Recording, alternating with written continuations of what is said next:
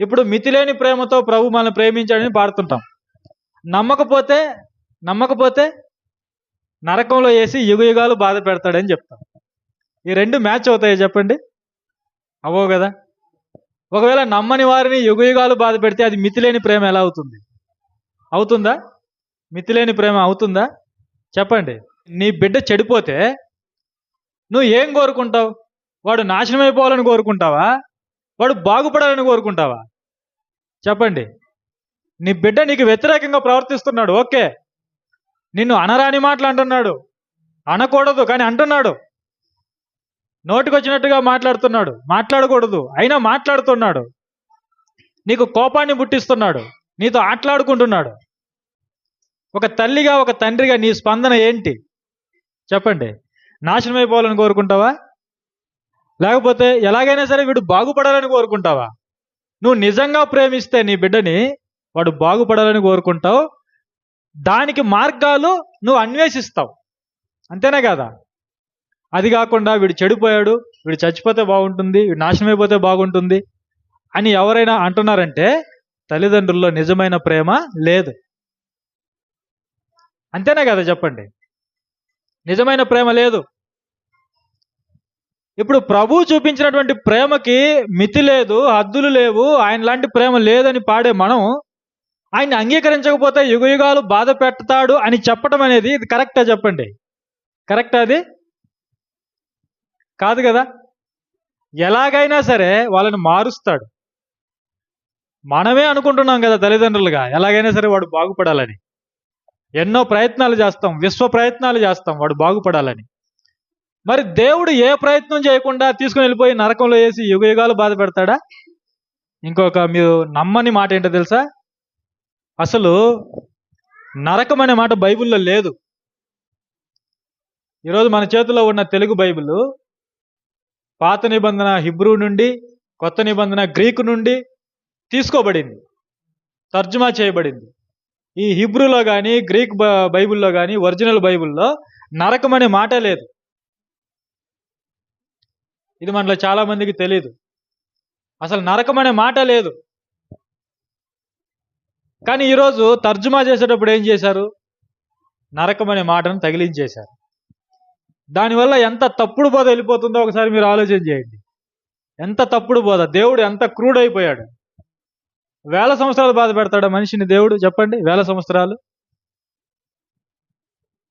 ఒక చిన్న దొంగతనం చేసి చనిపోయాడండి ఒక వ్యక్తి. ఇప్పుడు మన బైబిల్ మనం బోధిస్తున్న దాని ప్రకారం ఆ చిన్న తప్పుకి ఎన్ని సంవత్సరాలు బాధపడాలి? అక్కడ నరకంలో యుగయుగాలు బాధపడాలి. ఇది న్యాయమా? చెప్పండి. మన దృష్టికి మనకి న్యాయంగా అనిపిస్తుంది. అది మనకే న్యాయం కాకపోతే మరి దేవునికి ఎలా న్యాయం అవుతుంది? ఆలోచన చేయండి ఒకసారి. క్రీస్తు ప్రేమకి హద్దులు లేవు అంటే దాని అర్థం ఏంటంటే ఎలాగైనా సరే నిన్ను రక్షిస్తాడు. నువ్వు ఇప్పుడు నమ్మటం లేదు కదా, నమ్మే పరిస్థితిని కలిగిస్తాడు. తోమా నమ్మలేదండి యేసు ప్రభుని. మేము ప్రభుని చూసాంరా అంటే శిష్యులు మిగతా వాళ్ళు, లేదు లేదు నేను నమ్మను, ఆయన చూస్తేనే నేను నమ్ముతా, ఆయన ప్రక్కలో వేలు పెడితేనే నేను నమ్ముతా, ఆయన గాయాలు చూస్తేనే నేను నమ్ముతా అన్నాడు. ఆయన చూడాలి, నేను చూస్తేనే నమ్ముతా. ప్రభు అవకాశం ఇచ్చాడా లేదా? ఇచ్చాడా లేదా? చెప్పండి. ఇచ్చాడు. కనిపించాడు, మాట్లాడాడు, తనకున్నటువంటి అవిశ్వాసాన్ని తీసేశాడు. నా ప్రభువా, నా దేవా అని కాళ్ళ మీద పడ్డాడు. ఇప్పుడు నమ్మని వాళ్ళు ఎవరైతే ఉన్నారో, ఇప్పుడు ప్రభువుకి వ్యతిరేకంగా మాట్లాడే వాళ్ళు ఎవరైతే ఉన్నారో, రేపు అందరూ ఆయన్ని చూసే రోజు ఒక రోజు ఉంది. ఆయన పాదాల మీద పడి తోమా మాట్లాడినట్లుగా నా దేవా, నా ప్రభువా అనే రోజు ఉంది. ఆ విధంగా వాళ్ళని మార్చి అందరినీ ఒకరోజు దేవుడు రక్షిస్తాడు. లోకరక్షకుడు అని ఆయన టైటిల్ కదా.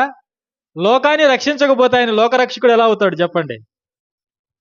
అవునా కదా? ఆలోచన చేయండి. లోకరక్షకుడు అంటే లోకం అంతటిని కాపాడేవాడు. కొంతమందిని నరకానికి పంపి కొంతమందిని కాపాడేవాడు లోకరక్షకుడు ఎలా అవుతాడు? లోకరక్షకుడు అంటే ఆయనకు వ్యతిరేకంగా మాట్లాడే వాళ్ళను కూడా రేపు ఆయన రక్షిస్తాడు. దానికంటే ముందు వాళ్ళను శిక్షిస్తాడు. రక్షించడానికి ముందు వాళ్ళని శిక్షిస్తాడు, ఆ శిక్షలో వాళ్ళకి రక్షణ కలిగిస్తాడు. అది కదా మితిలేని ప్రేమ అంటే. మితిలేని ప్రేమ అంటే నమ్మకపోతే యుగయుగాలు బాధ పెడతాడని చెప్పడమా మితిలేని ప్రేమ అంటే? కాదు. ఆయన ఈ లోకానికి వచ్చింది అందరినీ కాపాడడానికి.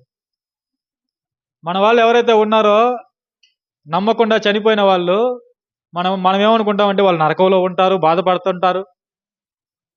ఇవన్నీ మన బుర్రలో నుంచి తీసేయాలి ఫస్ట్. అయ్యో మా తాత దేవుణ్ణి నమ్మలేదే, మా ముత్తాత దేవుణ్ణి నమ్మలేదే, నరకంలో ఉంటాడు, బాధపడుతూ ఉంటాడు, ఇలా అనుకుంటుంటారు చాలా మంది క్రైస్తవులు. అలా ఎప్పుడు జరగదు, అలా ఎప్పుడు బైబిల్లో రాయబడలేదు. తీర్పు దినం అనేది ఒక రోజు ఉంది, ఆ రోజు అందరికీ తీర్పు ఉంది, అందరూ నమ్ముతారు, అందరినీ దేవుడు రక్షిస్తాడు తన కుమారుని ద్వారా. ఓకే, ఇప్పుడు ఇక్కడ మనం ఏం చూస్తున్నాము? ప్రభు అందరి కొరకు మరణించాడు, అందరి కొరకు రక్తాన్ని కార్చాడు. ఆయన ప్రేమలో ఏ భేదము కూడా లేదు, పక్షపాతము లేదు. మనం కూడా ఈ లోకంలో జీవించినంత కాలము అట్టి వారమై మనం జీవించాలి.